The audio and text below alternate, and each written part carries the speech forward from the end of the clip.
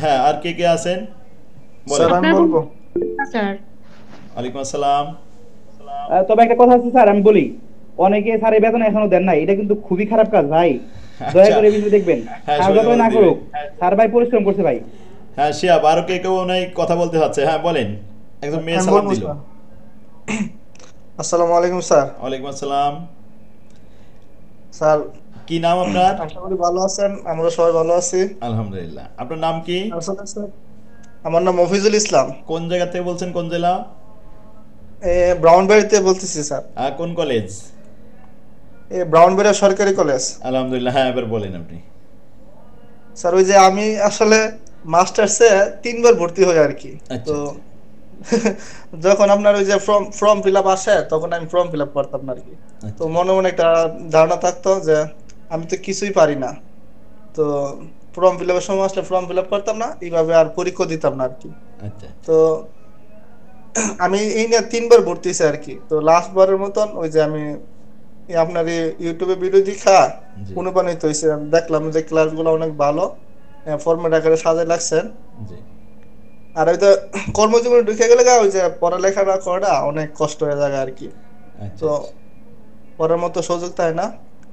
আহ, আমি আমার অনার্স শেষ হয়েছে আপনার 2018 সালে।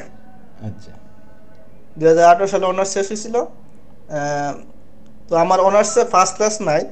তবে আর আমরা যেরকম স্যার কাছে পড়ছিলাম আসলে এইরকম পড়া এইরকম ইয়া হয়েছে না আর কি, এরকম অর্জন হয়েছে না আসলে।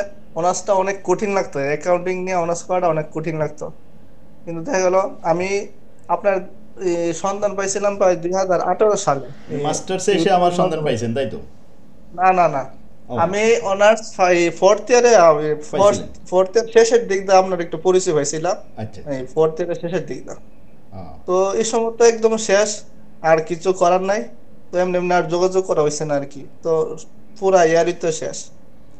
তো আমার মনে ছিল যে ওই সময় অনেক ফর্মে আকারে অঙ্ক দেখতাম। তো জি আমার খেয়াল আছিল যে এম কে স্যারের ক্লাসগুলো দেখলে হয়তো ভালো হবে আর কি।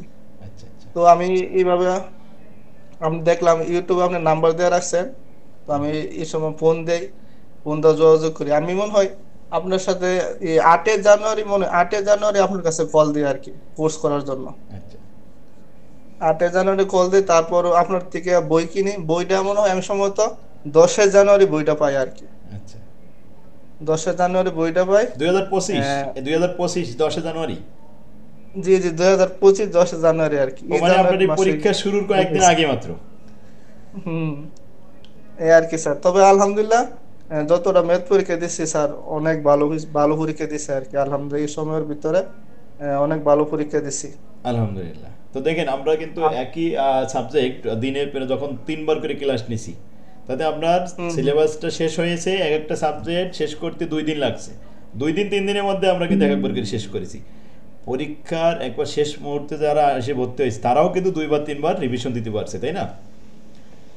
তো যাক আলহামদুলিল্লাহ, সব মিলায়ে আপনাদের আহ, যা পরীক্ষা হয়েছে এখন দোয়া করব আপনাদের রেজাল্ট যেন ভালোভাবে মূল্যায়ন করে একটা ভালো রেজাল্ট হয়। কারণ সব শিক্ষকরা আবার কিন্তু ভালোভাবে খাতা দেখতে পারে না, খাতা দেখার কারণে কিন্তু অনেকের রেজাল্ট খারাপ হয়। তো দোয়া করবো যে আপনাদের খাতার একটা ভালো শিক্ষকের কাছে যাক। আচ্ছা, আর কেউ আছেন লাইনে?